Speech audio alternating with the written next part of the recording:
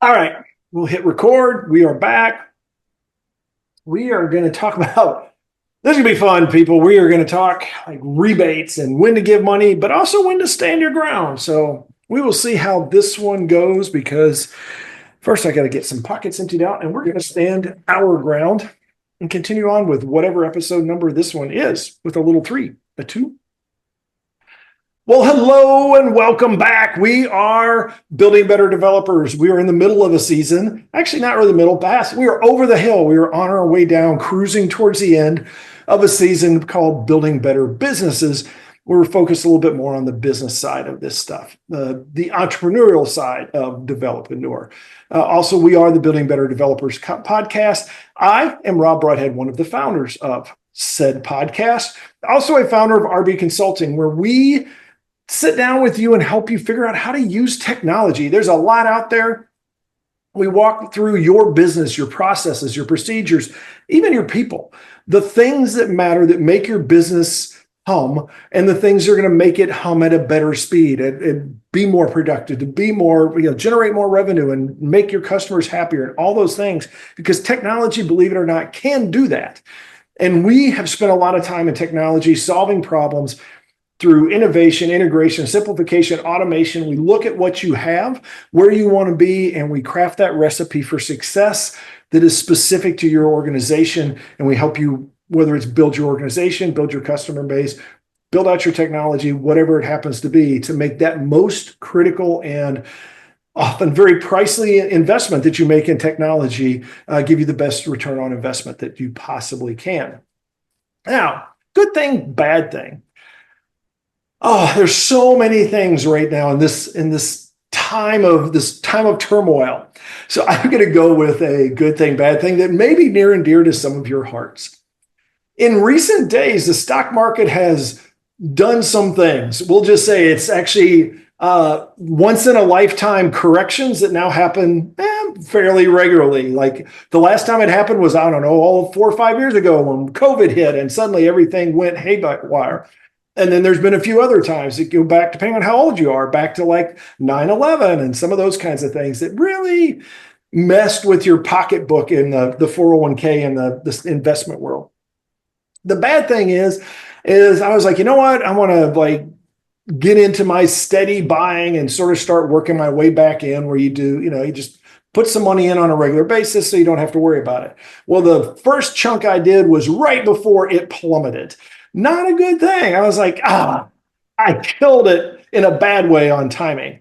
However, it has recently bounced right back. So it's sort of the rule of thumb I had is like, don't sweat it. It sooner or later will come back. This time, the good thing is it came back within like 3 days. So it's sort of like, it's one of those, it's like, woo, when it could have been an opportunity to make a lot of money. But the good thing is I didn't lose a lot of money. So I'll take that as a win. Just like my partner on the other side, who's going to introduce himself. Michael, go for it. Hey everyone, my name is Michael Meloche. I'm one of the co-founders of Developreneur, Building Better Developers. I'm also the founder of a company called Envision QA, where we work with small to mid-sized businesses, clinicians, medical offices to help them understand their technology.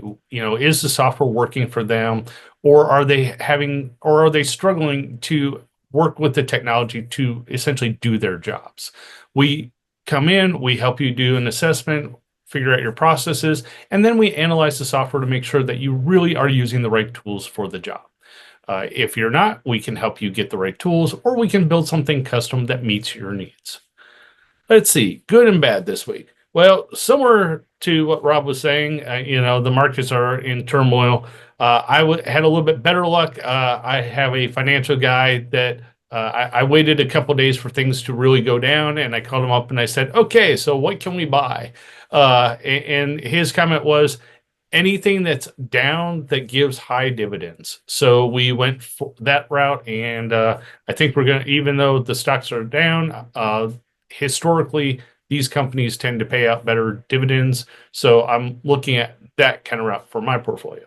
Kind of the other bad thing, I guess a little bit, we mentioned last time, we had some storms come through. I've been walking the property and I'm finding more and more trees down and the ground is so wet still. We've got some erosion issues going on. So I am going to be spending the next few weeks as it dries cleaning up the yard. Not a fun time for some of us, but that's okay. I'm sure you will get your exercises at any rate. This episode, I want to go into this is a little bit more. This is definitely one of those more, I guess, a more serious topic, one that can make people a little bit uncomfortable because we're going to talk basically about money. Now, we've talked about rate and things like that, but this time, I don't think we've ever talked about, we have talked a little bit about going in with a lower bid and lost leads and stuff like that. But this one is more about like two things: giving back money, or when you shouldn't give back money. Rebates in the form of whether you didn't come through, or they think you didn't come through, or you did something that you feel like it's on you, so you want to reward your customer back, things like that. Now, let's go with the my fault kinds of giving back. Now, generally speaking, it depends on a lot of our contracts and our agreements are going to be based on some level of delivery. Whether it is, now if it's fixed bid, then it's like there should be very specific requirements. And if you meet the requirements, then you get paid. That's the contract side of it. Now, if those requirements are squishy in some way, and then there's arguments about those, then you messed up when you got that thing written. Now, that is where you need to protect yourself, is make sure that you are very sure that if you go, and actually even in an hourly rate kind of thing, is that you're very specific on what you are providing. So look at it as if it goes wrong and somebody come back and say, well, you didn't do this. You want to be able to say, I didn't, because that wasn't part of the agreement. You don't want to be in a situation where it's like, oh yeah, I forgot, because that means that would be an opportunity for you to say, okay, I'm going to give you a discount, or I'm going to get money back, or something like that.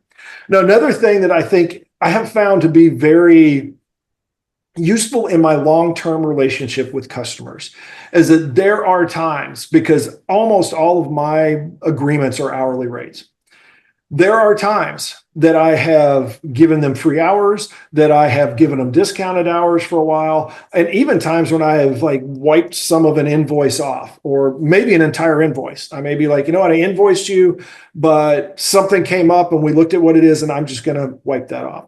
I'm going to give you a good example of doing so just recently, and how I handled it, because I think it needs to be something that we think of as a tool on a regular basis.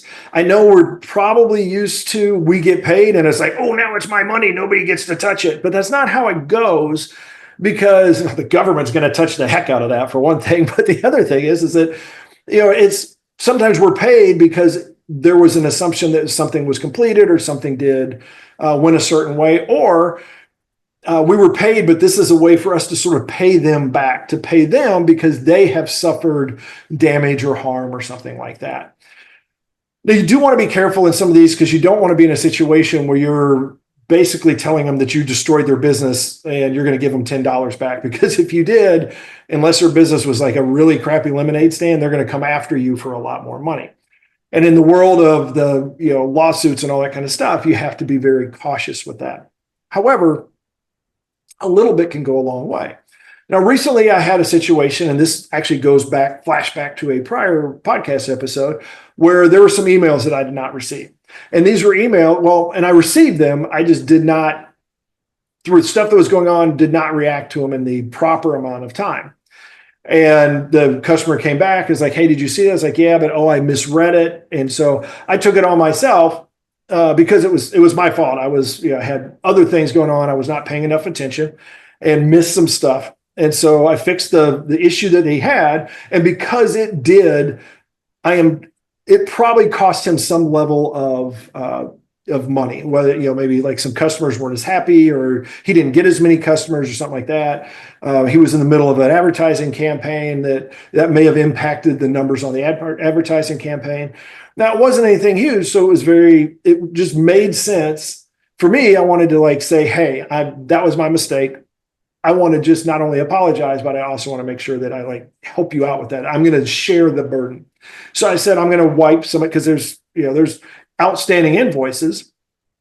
And even though there are outstanding invoices, I still say, you know what, I'm going to forgive some of those. I'm going to knock some of those hours off on those invoices as part of the making it right with you. Just as you would expect, like if your cable goes out for a while, or for those of you who don't even know what cable is, if your internet goes out for a while or something like that, you're going to expect some level of maybe something to come back. Now, sometimes they just won't charge you. They'll say, well, you didn't have internet for a day. So, hey, guess what? We'll be nice and won't charge you for that day that we didn't provide the service.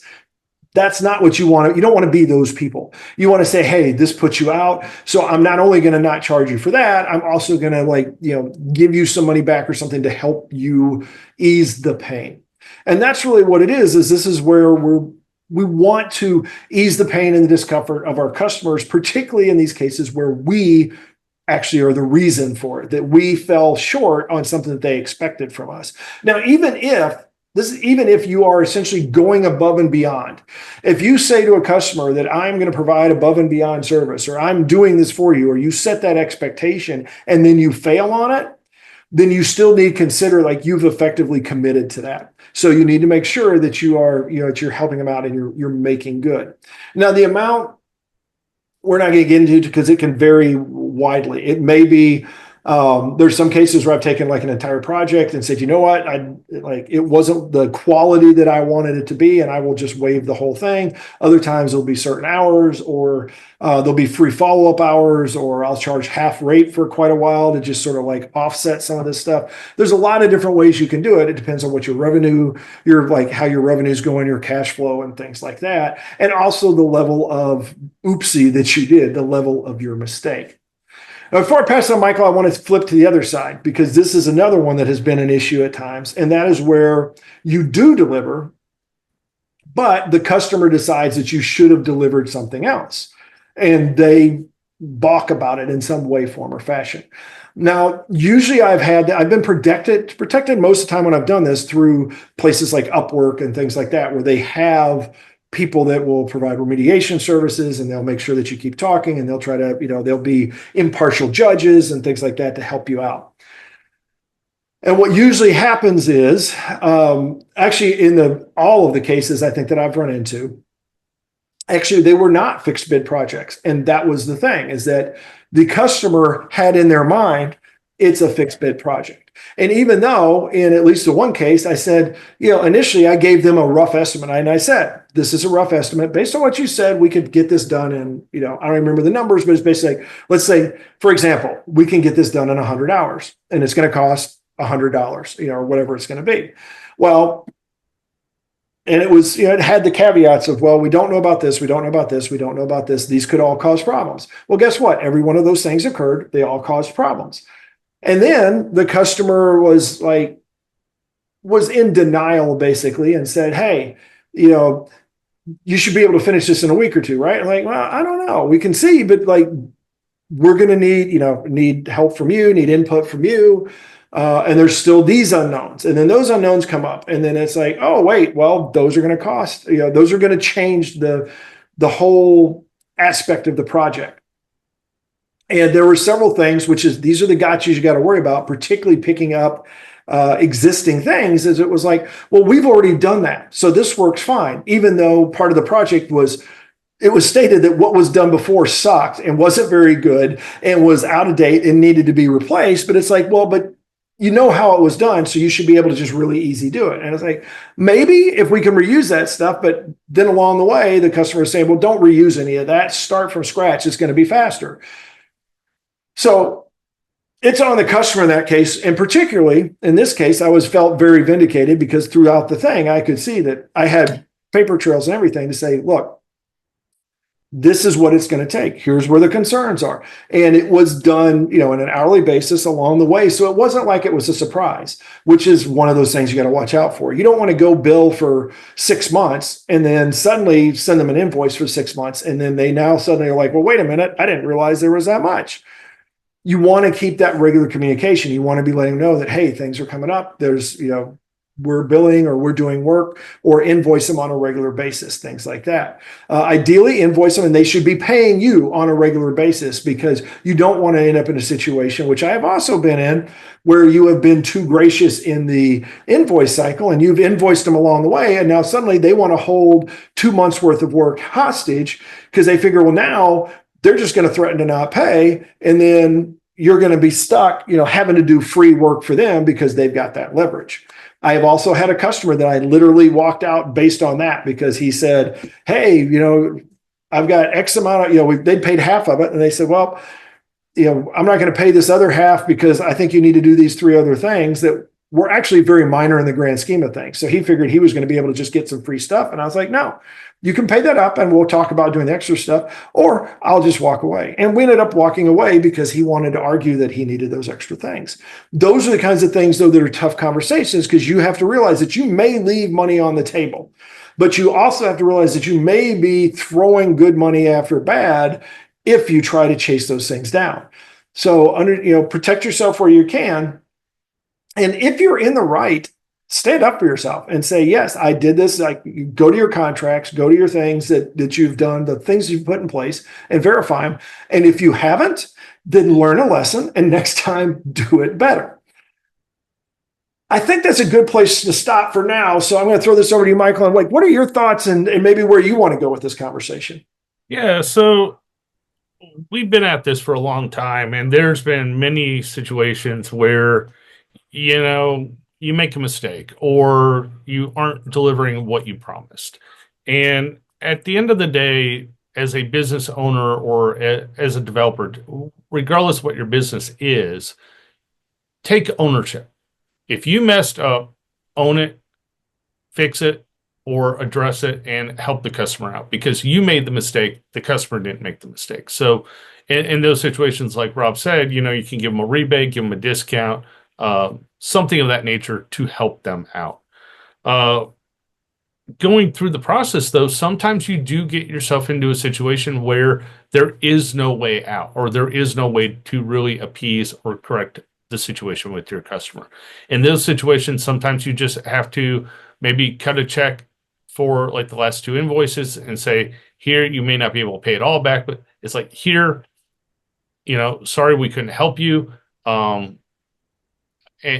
essentially walk away, or kind of eliminate your part in this process, because you're not going to be able to make them happy, or you're in a situation where it's getting so contentious that it's not healthy for either one of you to either party to be in kind of working together for the project. It becomes counterproductive. So in those situations, giving back the money might be an easy way to walk away from the project. I don't want to say easy, because, anytime you're dealing with money, it's never an easy thing. But sometimes that's what it takes to make the customer happy enough to say, okay, I'm done. Or, okay, yes, we'll take that back, give them a rebate or a refund, essentially, for some time. Like Rob said, you eliminate the invoices and you kind of start fresh. It's like, okay, let's start over, or let's reset. And now let's, one thing we didn't really talk about is, during this process, if you have made a mistake, if you can reset with your customer through refunds, through discounts, whatever, change your communication strategy. Be more upfront or more communicative with your customer to make sure you're on the same page so you can avoid this problem. I forget what the bigger corporations do when they have like a priority one, or the system goes down that impacts customers. Do something like that essentially, and analyze what caused the problem. How did things go wrong? And then come up with a corrective or an action plan to prevent that, and also to communicate better to the customer if it happens again. You want to kind of be a little more proactive in case there is something wrong or something that you're not accounting for. And with software, that can happen all the time. So it's just kind of covering your CYA, do things a little differently. So I kind of like how you flipped around. So I'm going to flip this around a little bit too. So from a more of a customer perspective, like helping the businesses with the customer. So there have been times where people come to you, and we've alluded to this in the past. Someone will come to you and say, "Hey, I want to build a TikTok application for $500." No, you can't do that. Um, but setting the expectations with the customer, sometimes you have to come in low, especially if you're starting out. You may need to bid a little lower on some projects to get your business started. In those situations, the money can kind of be used as a tool. So you could actually say, hey, my typical rate is, say, $200 an hour, but coming in for the first 6 months of this project, I'll give you, I'll work for you for $100 an hour. So you give them that discount to kind of ease into the project and work in it. And then when you hit that middle part, then you raise your rate. This is not just with new customers. Over time, you're going to run into situations where you're going to have to increase your cost of your rates, or the cost of your product, either due to tariffs, due to inflation, due to just cost of living expenses. Prices do go up. However, you can use that as a bargaining tool when working with your customers, be it an hourly rate, like Rob mentioned, or doing those, flat rates or fixed bids for projects. Just be very careful, and you have to be very clear on what is covered. In the world of AI, we mentioned this last time. Take your proposal, drop it into AI, and say, read this from this customer's perspective and tell me what I'm missing, or basically just read back to me what I put in. Tell me how the customer would read this. The other thing you could do is you could also say, hey, what are some of the things I missed, or what are some of the pitfalls that could come out of, what did I leave out that could bite me later? And that could help you kind of determine, okay, what could be an addendum or things you could put into the contract that could say, okay, if we run into this, then we need to do this, or increase our rate to this, or change things around. So these are just clearer ways to communicate with your customer to kind of ensure that your customer stays happy. You take ownership when you make mistakes, or if there is a conflict between what the project was initially supposed to be and what it actually ends up turning into. What are your thoughts, Rob? A couple of things there that I didn't mention. So I think I want to go a little bit into the how to make this work, because you did talk about things like I'll cut a rate or something like that. There are a couple of things I've done that have been very effective. Now, one, I guess before I get too far, I do want to say that there are opportunities where you can reclaim. If you, as Michael started out, like if you make a mistake, own up to it, correct it, do the right thing, and sometimes that can actually turn into a very long relationship with a customer. I had one customer that it went very bad, and it wasn't my fault. It was a combination of me and actually somebody else that I was working with, that I was a subcontractor for.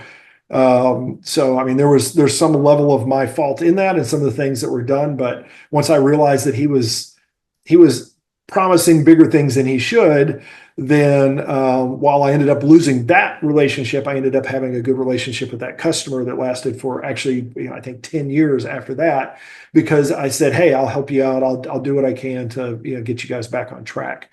Another thing that's worked very well and is actually very common is do things like a bill now and a bill later kind of approach. So maybe it's maybe you do something where you say, well, hey, maybe I'm working 40 hours a week for a customer, but for now I'm going to bill 10 hours a week and expect that, paid every 2 weeks or whatever it is, or every month or however it is. And then maybe, every other month I'm going to expect them to, catch up some of those hours. Or I may even say, hey, I'm going to allow you to, you need to pay these hours on a regular basis, like maybe half the hours you pay on a regular basis, and the rest I'm going to allow you to just sort of pay when you can get to them.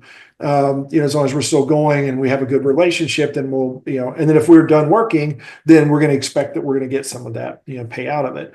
Sometimes you have to be very cautious because you don't want to get into a big hole of somebody owing you, $4 billion and, trying to figure out how that's going to come back.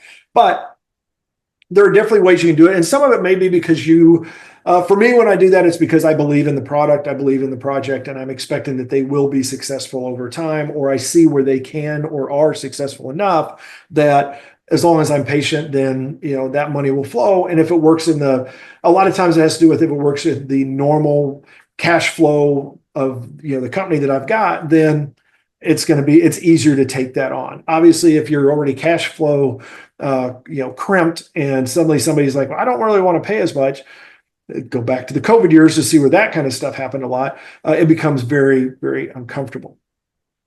But I think the percentage game and the pay now, pay later, or those kinds of things can be very helpful, particularly when they are upfront, when you're very clear about it and say, I am doing this to help you out. Or, I don't want to, especially when it's things like, you really can't afford this thing right now, but we really need to do this for you because it's not worth it to do it halfway.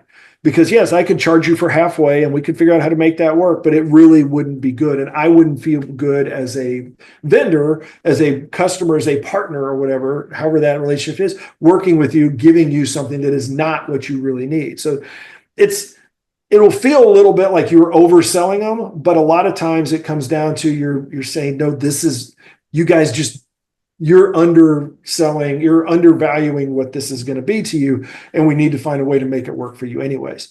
Sometimes it may just be trust where you're like, you know what, I'm going to trust that you're going to get such value out of this that you don't really want to pay now. But when you do, when you see this done product, then it'll work. So there's a lot of ways that you may look into it, but it all goes back to being comfortable with and understanding what is the level of risk that you're willing to take on. And just as somebody that's done that, it's a lot easier to take it on when it's yourself and it's a side hustle than it is when it's your business and you have other employees that are a part of that. They're going to be impacted by it. So that is probably going to vary depending on where you are in your career and your entrepreneurial journey as well. I think we'll move right into from the challenge point of view. How are your contracts looking? How are your agreements looking? Do you have them? If you don't, now would be a good time. Actually, yesterday was the best time to get those in place, but now would be second best, I guess. Actually, the best time to get them in place is before you start. Make sure that stuff is clear before you start a project so that there aren't these gotchas, surprises, and unexpected things either on your side or theirs as you go into the project. So for yourself, the challenge, review if you have them, hopefully you do. And if not, go out, you can go to the internet, you can find some nice boilerplate kind of stuff that will work for your business type, whether it's products or services or whatever it is that you provide, so that you have an agreement that works with your customers so they understand what is the expectation. What is it that they are going to get for the money that they are giving you?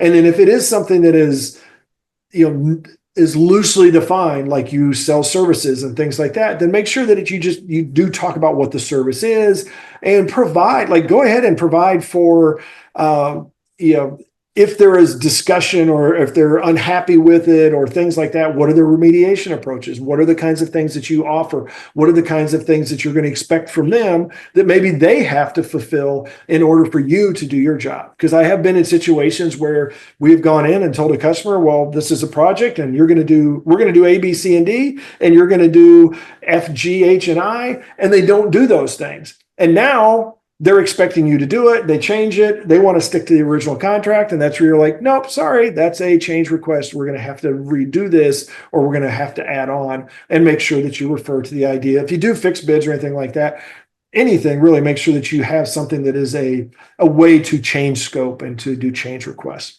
So give that a shot. You will thank yourself in the future when you have something that is a much better agreement than you have today.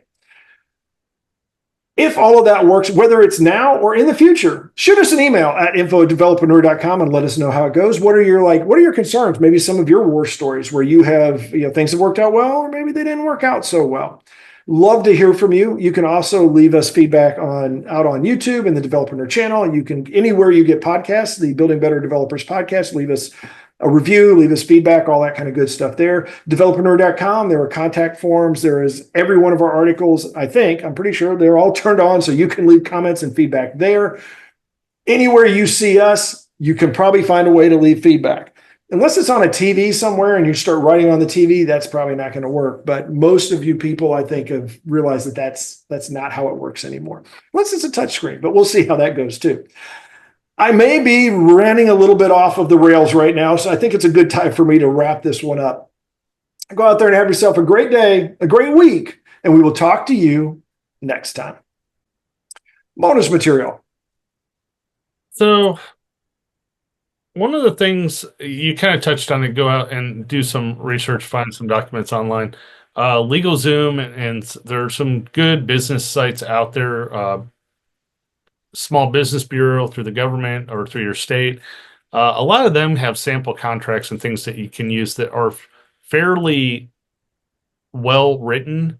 I wouldn't necessarily take anything off the internet without going through some type of lawyer or something, and just have them review it and make sure that it is enough of a binding contract that if you do get into trouble or do get sued, that you're kind of covered, or at least have some ground to protect yourself, beyond like being a corp, an LLC, etc. Because when we are talking about money and dealing with customers, you do need to make sure that you do protect yourself at the end of the day, so that if you do make a mistake, one, hopefully you can rectify it with the customer. But if you can't, and it ends very badly, you want to make sure that you don't lose the house for making that mistake. Yeah, there's things can go very bad, for lack of a better term. And I have been in some of those. I've been in some that have been, I have been part of potential lawsuits in customers that I've worked with before, where I've been, actually, those were all subcontract. Luckily, I was not part of those directly, but was like a contractor involved in that, and had to see where it went really bad with some of the businesses we're working with. Yeah, I guess my bonus is I'm probably a too trusting person, but hopefully you are not as much as I am. There are some people out there that will take advantage of you. There are people out there that will find every little way they can. I've worked with companies that were basically horror stories. I will say one in particular I worked with for a while.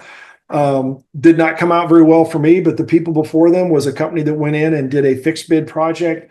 It was 6 months, I think, that they did. They had a full development team, and they did not get paid a cent during that time. And this company was basically, it's sort of like, they weren't really bragging about it, but they were sort of letting me know that that was who they were. And that was when my relationship with them ended very quickly, because they were already in a little bit of like, oh, we'll do a lot of stuff in here, we'll get this thing going, and we would love to have you work for us. And then they paid the first invoice, and then they didn't pay and kept looking to say like, well, if you do this, we'll get it paid. If you do that, we'll pay it. It's one of those where it's like, no, sorry, it's walking away. Especially when you say, oh yeah, that last company that was in very deep, we didn't pay them a cent. And now basically they wanted me to fix that company's stuff because they got what they paid for. They didn't pay a cent, and then they had something that didn't work. So it was sort of like, sorry, buddy, that is, God's laughing at you, and you better just watch out before you get struck down. All right. That will wrap this one up before I get struck down, because I got other crap I got to do. I got customers that are now like, I wonder how I can get some extra money out of him. No, they're not like that. My customers are awesome, actually. That's part of being, when you have your own little place, when you have your own company, you get to pick your customers. So if you don't like them, they're not your customers anymore. Like, it's not always that easy, but you get to a certain point where that is, you find that you're going to work with the people that are pretty high quality. So that is the way to go. I am going to go exit one of these directions, and we will be back. We are not done. We'll come back with a few more episodes. We're getting closer, as always. If you have any insight or suggestions or anything like that, we'd love to hear it, particularly for the next episode, next season, next episode as well, but next season, because we're tossing around a bunch of different ideas as always. And probably as always, we'll figure out what the next season is going to be on, like when we get to episode 1 of the next season, because sometimes we're a little bit fast and loose with the episode topics and season topics as well. All right. That being said, you guys go out there. Thank you so much for your time. Thanks for watching us. Thanks for putting up with me, not Michael. He's awesome. Thanks you for putting up with me. We will talk to you guys next time.